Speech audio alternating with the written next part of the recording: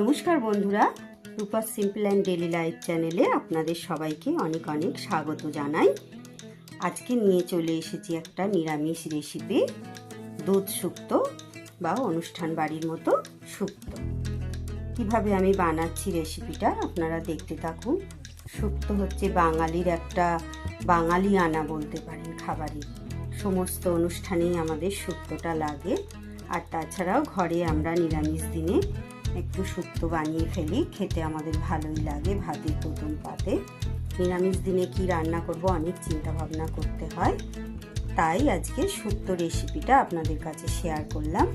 যদি ভালো লাগে বন্ধুরা তাহলে একটা লাইক করবেন, কমেন্ট করে জানাবেন রেসিপিটা কেমন হলো। আর যারা এখন আমার চ্যানেলটাকে সাবস্ক্রাইব করেননি তারা প্লিজ বন্ধুরা আমার চ্যানেলটাকে সাবস্ক্রাইব করবেন। কাছে দূরে যে যেখান থেকে দেখছেন সবাইকে আমার অনেক অনেক ভালোবাসা, শুভকামনা। তাহলে বন্ধুরা দেখে নেওয়া যাক আমি কিভাবে বানাচ্ছি শুক্তো রেসিপি, দেখতে থাকুন। আর প্লিজ বন্ধুরা আপনাদের কাছে অনেক অনেক অনুরোধ রইল, আপনারা প্লিজ বন্ধুরা পুরো ভিডিওটা দয়া করে আপনারা দেখবেন, স্কিপ না করে। তাহলে চলুন কিভাবে বানাচ্ছি দেখতে থাকি। শুক্তোর উপকরণের জন্য আমি কি কি নিয়ে নিয়েছি এক ঝলক দেখে নেব। বেশ কিছু সবজি আমি নিয়ে নিয়েছি।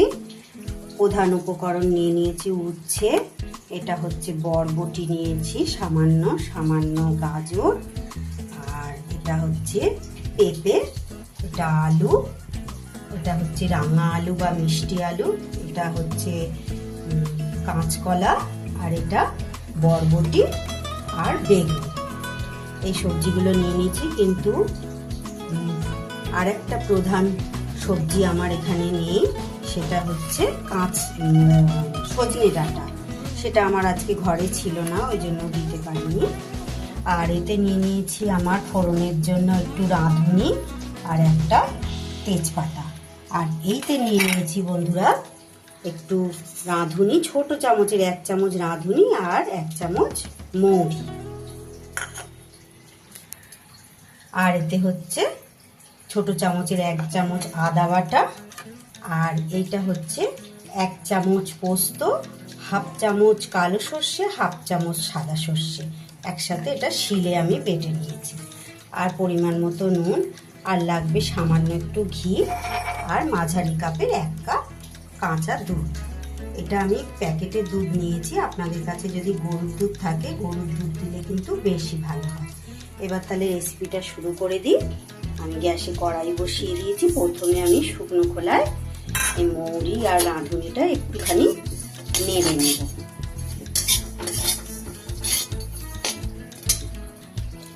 এটা আমি ঢেলে নিয়েছি ভাজা মশলাটা। এবার আমি কড়াইতে দিয়ে দেব তেল। এটা আমার রাইস ব্র্যান অয়েল, আপনারা সর্ষের তেল দিয়ে করবেন। আমি যেহেতু এই তেলটাই বেশিরভাগ খাই তাই আমি এই তেলটাই দিলাম।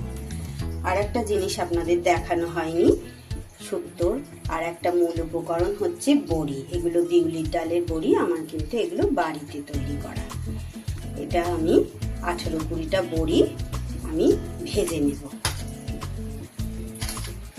বড়িটা আগে ভেজে নেব লাল লাল করে।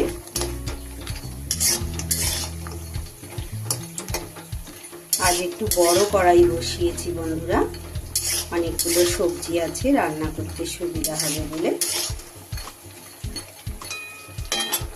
বড়িগুলো আমি তুলে নিয়েছি, এইবার দিয়ে দেবো তেলের ওপর।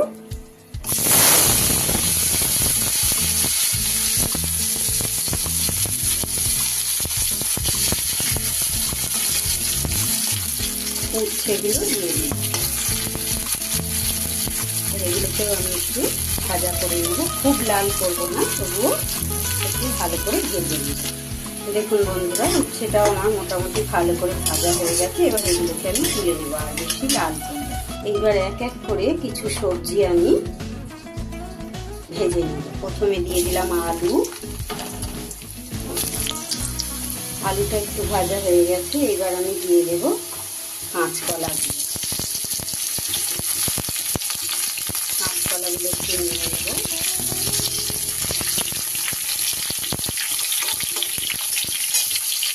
আর দেবো এর উপরে মিষ্টি আলু দেবো।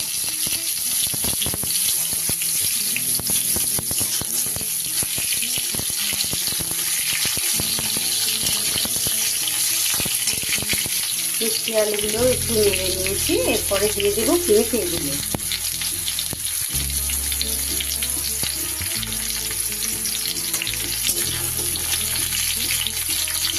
এগুলো আমার নাড়া হয়ে গেছে। শুক্তো সবজি বন্ধুরা খুব বেশি ভালো করে লাল লাল করে ভাজি না। এগুলো আমি এবার সব তুলে নেব। এবার বাকি তেলটার মধ্যেই আমি ফোড়ন দিয়ে দেব। একটা তেজপাতা, রাঁধুনি আর সামান্য একটু পাঁচফোড়ন অ্যাড করে দিয়েছি। ফোড়নটা আমার হয়ে গেছে। এবার আমি এর উপরে একটু আগে নুন দিয়ে দিই, না হলে ছিটকাবে। তার উপরে আদাটা দিয়ে দিলাম, আদা বাটাটা। এটা দিয়ে একটু ভালো করে নাড়িয়ে নেব।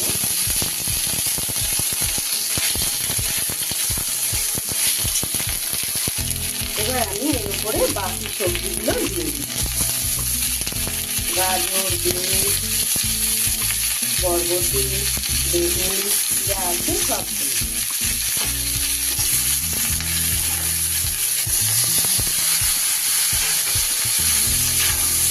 দিয়ে একটু নাড়িয়ে নেব ভালো করে। তার উপরে আগে ভেজে রাখা সবজিগুলো সব দিয়ে এবার খুব ভালো করে মিশিয়ে নিই। খুব ভালো করে মিশিয়ে নিয়েছি বন্ধুরা। এবার আমি এতে নুনটা দিয়ে দিলাম, পরিমাণ মতো নুন। এবার কিছুটা এতে জল অ্যাড করে দেবো সিদ্ধ হওয়ার মতো। দেখুন বন্ধুরা, জল দিয়ে দিয়েছি। এর উপরে আমি সর্ষে পোস্তটা বাটাটা দিয়ে দিলাম। এটা আর কষার দরকার নেই, এমনি দিয়ে দিলেই এটা হয়। বাটি ধুয়ে একটু জল দিয়ে দিলাম। এবার সব কিছু ভালো করে মিশিয়ে নিই। এবার একটা চাপা দিয়ে দেবো। সবজিগুলো সব সিদ্ধ হওয়া পর্যন্ত অপেক্ষা করব।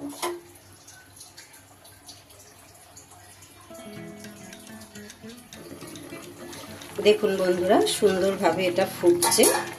এর মধ্যে আমি এবার ভেজে রাখা উচ্ছেটা দিয়ে দিলাম, দিয়ে আবার চাপা দিয়ে দিলাম এটা সিদ্ধ হওয়ার জন্য। এবার দিয়ে দেবো আমি ভেজে রাখা বড়িগুলো, দিয়ে আবার চাপা দেব। এবার দেখে নেব বন্ধুরা, সবজিগুলো কিন্তু আমার সব সিদ্ধ হয়ে গেছে। এবার আমি দিয়ে দেব, আগে দেব একদম 1 চামচ ময়দাকে গুলে রেখেছি।